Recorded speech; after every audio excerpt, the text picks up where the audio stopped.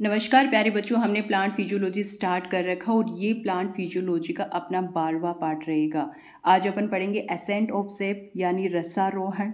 ठीक है, first grade के पॉइंट ऑफ व्यू से चल रहे हैं और फर्स्ट ग्रेड में भी अपना ग्रेजुएशन लेवल चल रहा है।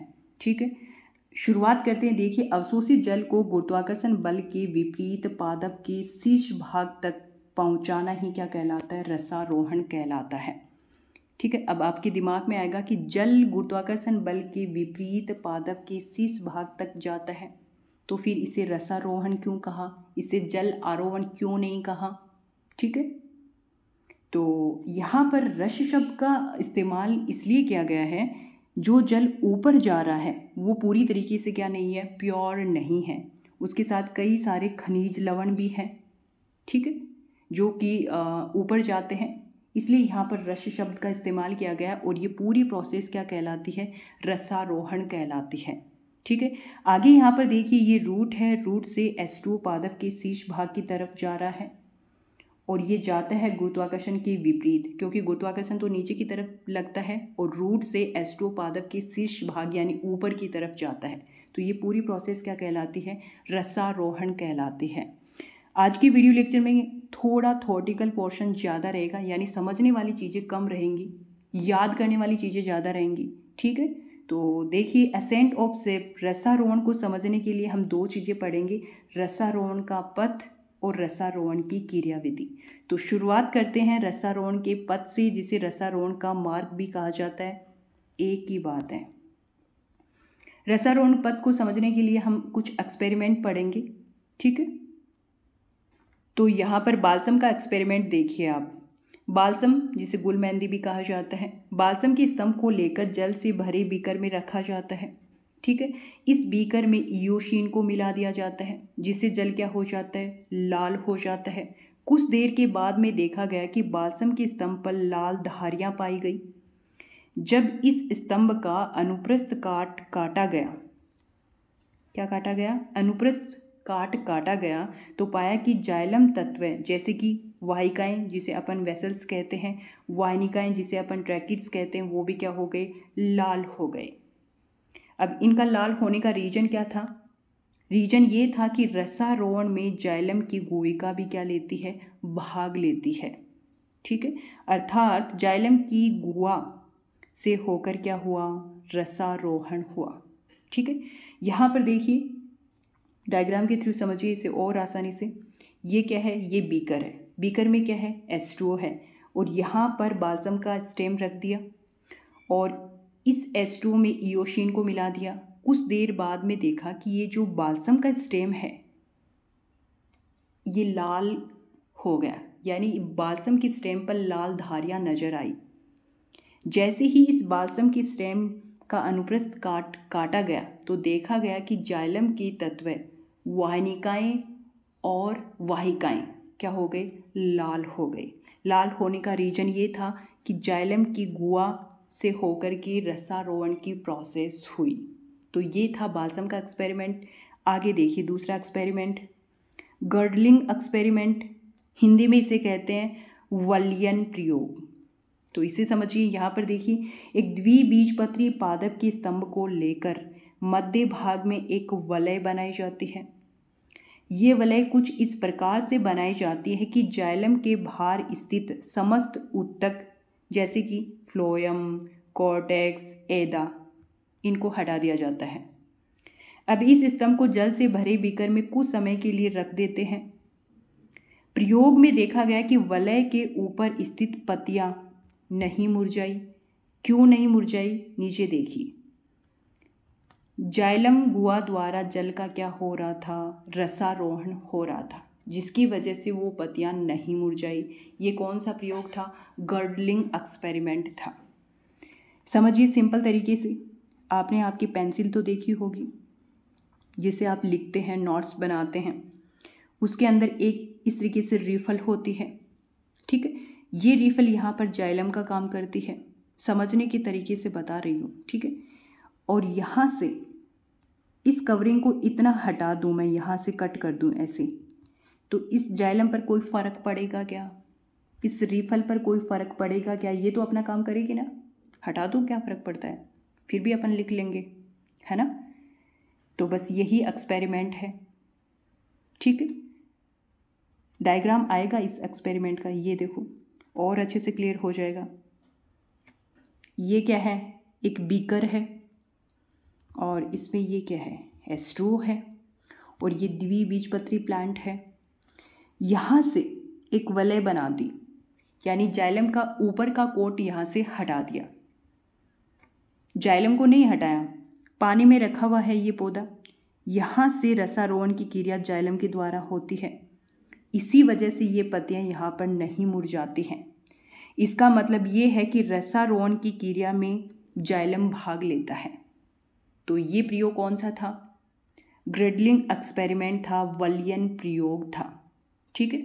आगे चलिए, रसारोहण की क्रिया विधि। रसारोहण की क्रिया विधि समझने के लिए हमें कुछ सिद्धांत पढ़ने पड़ेंगे, ठीक है।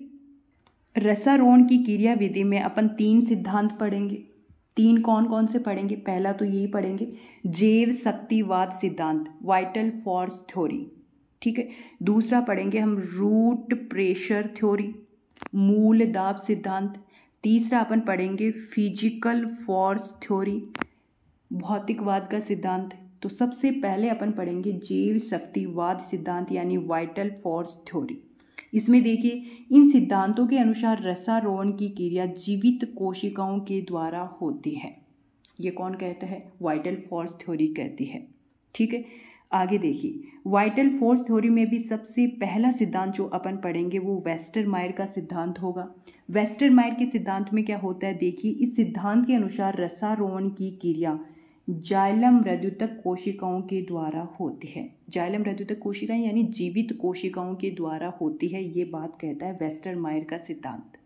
आगे देखिए, वेसल्स और ट्रैकिड्स तो केवल जल का संग्रह करती हैं, ठीक है भाई। वेस्टरमायर सिद्धांत क्या कहता है, वेस्टरमायर सिद्धांत कहता है वेसल्स और ट्रैकिड्स तो सिर्फ और सिर्फ जल का संग्रह करती हैं। जाइलम हृद्युतक कोशिकाओं यानी जीवित कोशिकाओं के द्वारा ही रसारोहण की क्रिया होती है, ठीक है। आगे देखिए, गोल्डलेवस्की का रिले पंप सिद्धांत। ये सिद्धांत क्या कहता है, देखिए यहाँ पर इस सिद्धांत के अनुसार मज्जा रश्मियाँ मेडुलरी रेज की कोशिकाएं एवं जाइलम हृद्युतक की कोशिकाओं में ऑस्मेटिक प्रेशर के आवर्ती परिवर्तन पीरियोडिक चेंजेज के फलस्वरूप एक सीढ़ी नुमा पथ बनता है जो रसारोहण की क्रिया को क्या करता है, संपन्न करता है। तो ये सिद्धांत है गोल्डलेवस्की का रिले पंप सिद्धांत। ये सिद्धांत आपको याद ही करने पड़ेंगे, 2-3 बार पढ़ना, याद हो जाएंगे। आगे देखिए, सर्जेसी-बोस का स्पंदनवाद सिद्धांत, इसे पल्सेशन थ्योरी भी कहा जाता है। ये सिद्धांत क्या कहता है, देखिए, इस थ्योरी के अनुसार कॉर्टेक्स की सबसे भीतरी परत, भाई कॉर्टेक्स एंडोडर्मिस के पास में स्थित होता है, ये तो पता है आपको, डायग्राम में पीछे बताया भी था, है ना। डायग्राम आगे भी आ जाएगा कि कोशिकाओं में हृदय के समान क्या होता है, स्पंदन होता है। एक स्पंदन चक्कर में 14 सेकंड का समय लगता है, जिसकी वजह से जल जाइलम की तरफ धकेला जाता है। तो ये कौन सी थ्योरी है, पल्सेशन थ्योरी। सिद्धांत कौन सा है, सर्जेसी-बोस का स्पंदनवाद सिद्धांत है। सर्जेसी-बोस ये कहते हैं कॉर्टेक्स की जो भीतरी परत है, भीतरी परत की कोशिकाओं में हृदय के समान क्या होता है, स्पंदन होता है, जिसकी वजह से जल जाइलम की तरफ धकेला जाता है, ठीक है। आगे देखिए, सर्जेसी-बोस ने इसे डेस्मोडियम गायरेंस नामक पादप पर सिद्ध करने की कोशिश की है, ठीक है। डेस्मोडियम गायरेंस, इंडियन टेलीग्राफ प्लांट, इन्होंने इलेक्ट्रिकल प्रोब गैल्वेनोमीटर का प्रयोग किया और इसे कॉर्टेक्स की भीतरी परत से क्या कर दिया, कनेक्ट कर दिया।